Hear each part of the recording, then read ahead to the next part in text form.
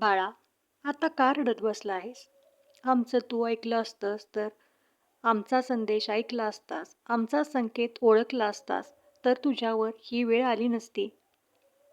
पण अजूनही उशीर झालेला नाही, कारण आम्ही आहोत तुझ्यासोबत.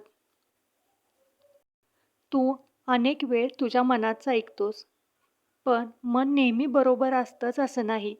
आम्ही तुला इशारे दिले होते, लोकांच्या रूपात, परिस्थितीच्या रूपात, पण तू त्याच्याकडे दुर्लक्ष केलंस आणि म्हणूनच आज तू या परिस्थितीत आहेस.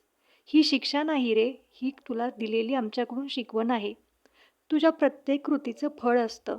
तू जे पेरशील तेच उगवेल ना.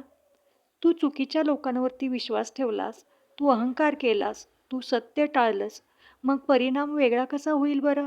पण लक्षात ठेव, कर्म बदलता येतं. त्यासाठीही मार्ग आहेत.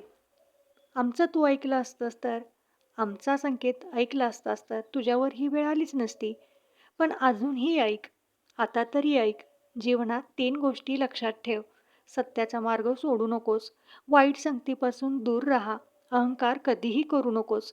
तुझं आयुष्य बदलायचं असेल तर तुला स्वतःपासून सुरुवात करावी लागेल.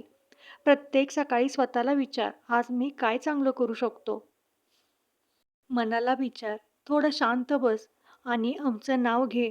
दिवसाची सुरुवात आमच्या नावाने कर. आम्ही तुला योग्य मार्ग दाखवू. श्रद्धा ठेव, पण सबुरीही ठेव. सगळं लगेच काही मिळत नाही. त्यासाठी वेळ लागतो. पण योग्य वेळ आली की ते मात्र नक्की मिळतं. तू हार मानू नकोस, कारण आम्ही तुझ्यासोबत आहोत.